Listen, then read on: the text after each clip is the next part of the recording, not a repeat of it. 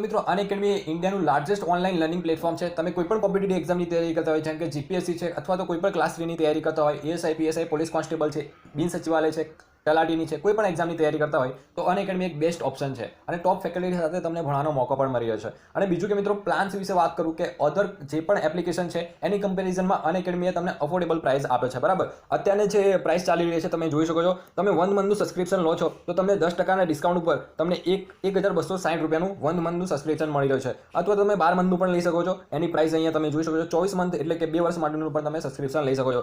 આ 10%નું ડિસ્કાઉન્ટ 28 ફેબ્રુઆરી સુધી જ છે. તમે જ્યાં પણ કોડ માગે ત્યાં DD10 કોડનો યુઝ કરવાનો છે, જેથી કરીને તમને આ જે 10%નું ડિસ્કાઉન્ટ મળી જશે. પછી આફ્ટર 1 માર્ચ પછી તમને આ પ્રાઇસ ઉપર તમને જે કોર્સ મળશે. ઓકે, તો હવે કોર્સ વિશે તમને સમજાવી દો.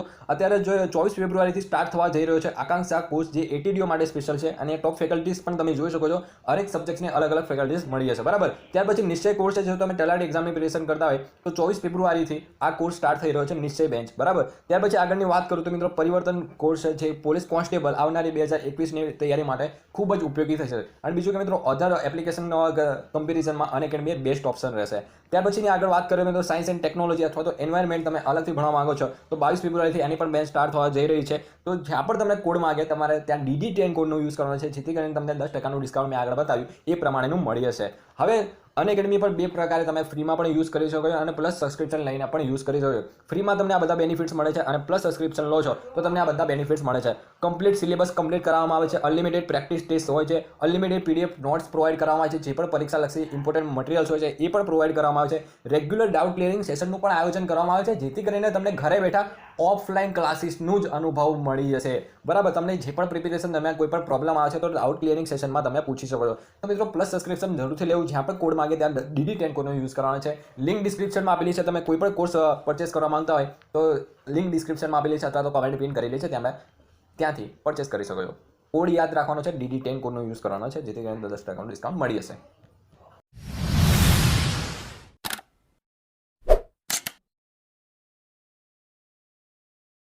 हेलो एवरीवन, मेरा नाम है शिवी और आज हम डिस्कस करने वाले हैं कि कैसे हमको पॉलिटी के लिए प्रिपरेशन करनी है हमारे जीपीएससी के एग्ज़ाम के लिए. जीपीएससी मतलब क्लास 1 एंड क्लास 2 एग्ज़ाम. इसके अलावा आप कोई भी एग्ज़ाम की तैयारी कर रहे हैं तो वो ये सबके लिए बेनिफिशियल है कि कहाँ से आपको पॉलिटी पढ़नी चाहिए और वो कैसे कौन कौन से टॉपिक होते हैं जो इंपॉर्टेंट होते हैं, जिनके ऊपर क्वेश्चंस बन सकते हैं. हमने लास्ट मतलब इसके पहले हमने एक सीरीज़ रन की थी जिसमें हमने टॉपिक वाइज बुक लिस्ट देखी थी, तो वो हम लोग डिस्कस कर चुके हैं. पॉलिटी की क्या बुक लिस्ट है और उसकी क्या स्ट्रैटेजी होनी चाहिए, मैं आपको अभी से ब्रीफ में बता देती हूँ कि NCERT आप पढ़ सकते हैं क्लास 6 से 10 तक की. लक्ष्मीकांत आपको पढ़नी ही है, ठीक है.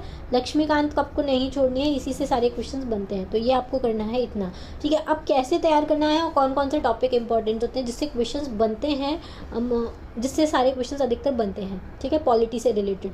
देखो सबसे ज़्यादा जो इंपॉर्टेंट है पॉलिटी का, जिसके ऊपर क्वेश्चंस आते ही आते हैं, वो है फंडामेंटल राइट. अगर पॉलिटी आपके एज अ सब्जेक्ट है किसी एग्जाम में तो फंडामेंटल राइट के आपको 1 या 2 क्वेश्चंस आपको देखने को मिलेंगे. एवरीथिंग मतलब कितने राइट्स हैं, कितने राइट को, कौन से राइट को डिलीट कर दिया गया है, उसको कौन से अमेंडमेंट के थ्रू डिलीट किया गया है, ठीक है, कितने राइट्स हैं, हर राइट के मतलब आर्टिकल्स आपको पता होना चाहिए. आर्टिकल 12 से 35 तक है. आर्टिकल 12 में स्टेट का क्या डेफिनेशन है, 13 में क्या लॉ का क्या डेफिनेशन है. उसके बाद आर्टिकल 32 के बारे में आपको बहुत अच्छे से पता होना चाहिए, ठीक है. आर्टिकल 32 किसके बारे में बताता है? आर्टिकल 32 जो होता है रिट्स के बारे में बताता है कि सुप्रीम कोर्ट कौन सी रिट्स इशू कर सकता है, क्योंकि ये लीगली बाइंडिंग होते हैं इस वजह से, ठीक है.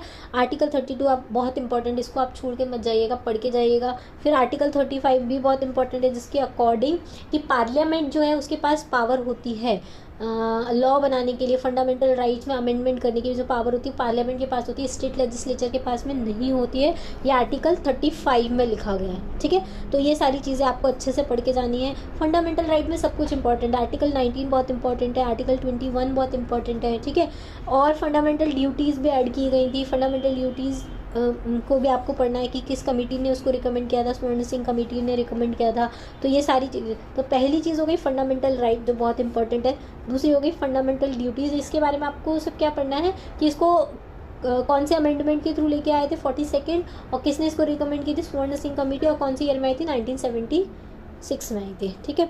ये आपको याद रखना, और जनरल आपको पता होना चाहिए कि कौन कौन सी हम ड्यूटीज़ क्या होती है, जैसे नेशनल फ्लैग को सम्मान करना, नेशनल एंथम को सम्मान देना, ऑनर देना, ये सारी चीज़ें, ठीक है।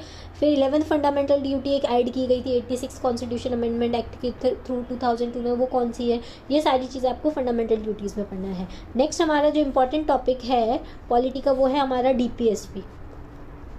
डीपीएसपी में आपको पढ़ना है कि डीपीएसपी का आर्टिकल्स कौन कौन से हैं, फिर इसको 3 पार्ट्स में क्लासिफाई किया गया है, सोशलिस्ट, गांधीयन और लिबरल इंटेलेक्चुअल, इसमें कौन कौन से आते हैं, और अभी जो करंट में न्यूज़ चल रही थी उसमें कौन कौन से डीपीएसपी को यूज़ किया गया है। जैसे पंचायती राज में आर्टिकल 40 को यूज़ किया गया है, ठीक है।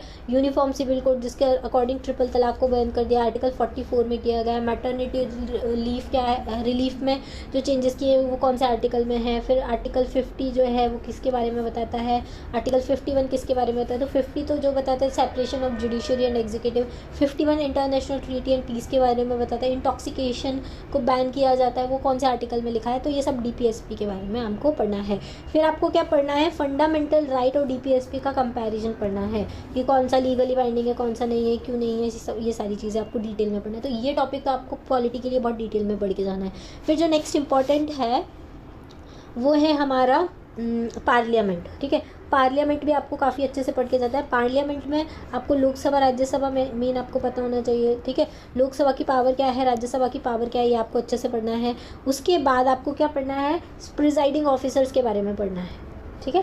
प्रिजाइडिंग ऑफिसर्स मतलब स्पीकर जो कि लोकसभा में होता है और चेयरमैन जो कि राज्यसभा में होता है, इनकी क्या क्या पावर्स होती है उसके बारे में पढ़ना है। जॉइंट सिटिंग के प्रोविजंस क्या होते हैं उसके बारे में पढ़ना है आपको अच्छे से, इतना क्लियर है। उसके बाद आप और क्या जैसे फिर ये जो 4 ये तो आपको पढ़नी है, पीएम, प्रेसिडेंट, वाइस प्रेसिडेंट और गवर्नर, ठीक है। इनकी एज क्या क्या होती है, इन सब के बारे में आपको पढ़ना है, ठीक है।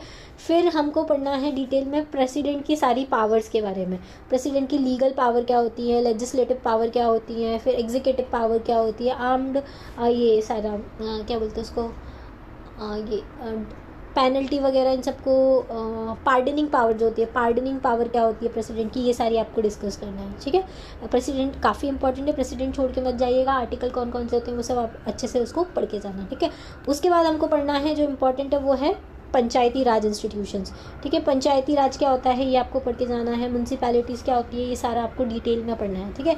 कब आया था पंचायती राज, कॉन्स्टिट्यूशन कौन से शेड्यूल में रखा गया है, कौन सा पार्ट है इसके लिए, ये सारा कुछ हमको पढ़ना है, ठीक है। फिर जो नेक्स्ट इंपॉर्टेंट है वो है supreme court and high court, ठीक है। इसके बारे में भी आपको पढ़ना ही पढ़ना है कि सुप्रीम कोर्ट्स के कौन कौन से आर्टिकल्स होते हैं, इसकी क्या पावर्स होती है, इसका जुरिस्डिक्शन क्या होता है, ऑर्डिनरी जुरिस्डिक्शन क्या होता है, एडवाइजरी जुरिस्डिक्शन क्या होता है, प्रेसिडेंट को कैसे एडवाइस करता है, वो सारे कौन से आर्टिकल में लिखे गए, ये सबको सुप्रीम कोर्ट के बारे में पढ़ना है। फिर आपको पढ़ना है जो 3 जजेस केसेस हैं वो क्या है, फिर जजेस का अपॉइंटमेंट होता है उसके लिए कोलेजियम सिस्टम क्या होता है उसके बारे में हमको स्टडी करना है डीप में। तो ये सारी चीज़ें आपको सुप्रीम कोर्ट के बारे में पढ़ना है। सेम आपको हाई कोर्ट के बारे में भी पढ़ना है कि हाई कोर्ट में भी की क्या क्या पावर होती है, कौन सी ओरिजिनल जुरिस्डिक्शन होता है, कौन सा कॉन्स्टिट्यूशनल पावर होती है, रिट्स इशू करने की पावर क्या होती है। फंडामेंटल राइट में एक और इम्पॉर्टेंट टॉपिक था रिट्स, 5 रिट्स होती है हमारी कॉन्स्टिट्यूशन में, उसके बारे में आपको काफ़ी डिटेल में पढ़ के जाना है, ठीक है। तो ये हो गया supreme court and high court. तो आपके टॉपिक कौन कौन से हो गए, एक तो हो गया फंडामेंटल राइट एंड डीपीएसपी, ठीक है। फंडामेंटल ड्यूटीज़ हो गया, पार्लियामेंट हो गया, सुप्रीम कोर्ट, हाई कोर्ट हो गया, ये तो आपको पढ़ना ही है। फिर पंचायती राज और म्यूनसिपैलिटीज़ हो गई, ये सब आपको पढ़ के जाना है, ठीक है। इनके ऊपर क्वेश्चन बनते ही बनते हैं एग्ज़ाम में, ठीक है। चलिए नेक्स्ट और हम लोग क्या पढ़ सकते हैं पॉलिटी के अंदर, तो पॉलिटी में और ट्रिब्यूनल्स आप पढ़ के जा सकते हैं। अच्छा, और बहुत इंपॉर्टेंट एक और चीज़ होती है वो हमको पढ़ना है कॉन्स्टिट्यूशनल बॉडीज़, ठीक है। कॉन्स्टिट्यूशनल बॉडीज़ कैसे होती है, जैसे कैग होती है, ठीक है। अटॉर्नी जनरल ऑफ इंडिया के बारे में आपको पढ़ना है, ठीक है। यूपीएससी क्या होता है, स्टेट पीएससी क्या होता है, इन लोगों का सिलेक्शन कैसे होता है, चेयरमैन कैसे होता है, एलिजिबिलिटी क्राइटेरिया क्या होता है, इन सब के बारे में आपको अच्छे डिटेल में पढ़ना है, ठीक है। फिर आपको नॉन कॉन्स्टिट्यूशनल बॉडी में जो इंपॉर्टेंट है वो आपको बता देती हूँ, CIC, CVC और CBI, इनके बारे में अच्छे से डिटेल में पढ़ के जाना है। किसकी रिकमेंडेशन से बने हैं, कौन सा आर्टिकल है जिसके थ्रू देखो जैसे सेंट्रल इन्फॉर्मेशन कमीशन है वो उसका RTI एक्ट के थ्रू बना है। फिर इनके अभी करेंट चेयरमैन क्या हैं, ठीक है। और दो चीज़ें हैं, मतलब दो बॉडी हैं जिसमें अभी रिसेंटली करंट में अमेंडमेंट किए गए, उसको आपको देख कर जाना है। एक तो है नेशनल ह्यूमन राइट कमीशन, उसमें काफ़ी ज़्यादा चेंजेस किए गए हैं। दूसरा है सेंट्रल विजिलेंस कमीशन, इसमें भी काफ़ी चेंज किया, इनका टेन्योर भी चेंज किया गया है जजेस का, और उनका एलिजिबिलिटी क्राइटेरिया भी चेंज किया गया है। तो वो सब आप करंट न्यूज़ से भी आप देख सकते हैं।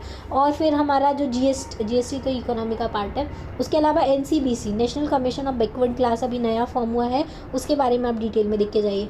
और इस साल एक और चीज़ आने के बहुत चांसेस है, सिटीजनशिप अमेंडमेंट एक्ट, तो सिटीजनशिप पे भी क्वेश्चन बन सकते हैं, तो एक वो टॉपिक भी आप देख लीजिएगा। तो ठीक है, अभी तक टोटल कितने टॉपिक्स हो गए जिसको हमको देख कर ही जाना है, वो है सिटीजनशिप हो गया, फंडामेंटल राइट, डीपीएसपी, ठीक है, फंडामेंटल ड्यूटी, पार्लियामेंट, प्रेसिडेंट, ठीक है, उसके बाद सुप्रीम कोर्ट, हाई कोर्ट, पंचायती राज, म्यूनसिपैलिटीज़, ठीक है, ये सारी चीज़ें हैं।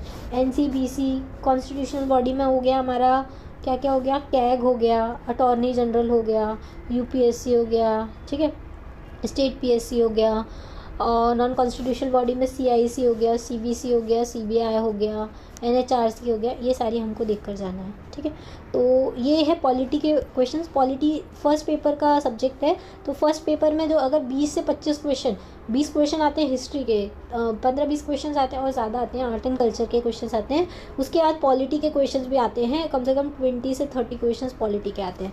तो आप ये टॉपिक भी कर लेंगे ना सिर्फ, तो आपका क्योंकि जो पहला पेपर होता है वो 200 मार्क्स का होता है, और 200 मार्क्स में से आपको कम से कम सिर्फ अगर आप 70 मार्क्स भी ले आते हो तो आपका पेपर 1 क्लियर हो जाएगा। क्यों? क्योंकि जो कट ऑफ जाता है वो जाता है 130 प्लस जाता है। ठीक है, लास्ट ईयर वो मेंस का 130 गया था और मेंस का शायद 160 कुछ गया था, ऐसे कुछ डिफरेंस था। तो 160 मार्क्स चाहिए, मतलब हर पेपर में अगर आपको 80 मार्क्स अगर आप लाते हो तो आपका कट ऑफ क्लियर हो जाता है। तो 100 मार्क्स अगर हम टारगेट लेके चले हर पेपर का, तो 2 सब्जेक्ट्स में अगर इसके 20 क्वेश्चन हुए, ठीक है, 20 to 30 क्वेश्चन आते हैं, पॉलिटी के 20 to 30 क्वेश्चन हो गए, तो आर्ट एंड कल्चर के कुछ हो गए, तो ये ही कितने हो जाएंगे हमारे, कुछ 70 क्वेश्चन हो गए। फिर बाकी के जो हैं वो मेंटल एबिलिटी से आप कर लीजिए, जैसे रीजनिंग हो गया है, ये सारी चीज़ें हम नेक्स्ट लेक्चर में डिस्कस करेंगे। ये मेंटल एबिलिटी से आप और क्या अच्छा मतलब स्कोर कर सकते हो GS 1 में। ठीक है, चलिए, थैंक्स फॉर वॉचिंग।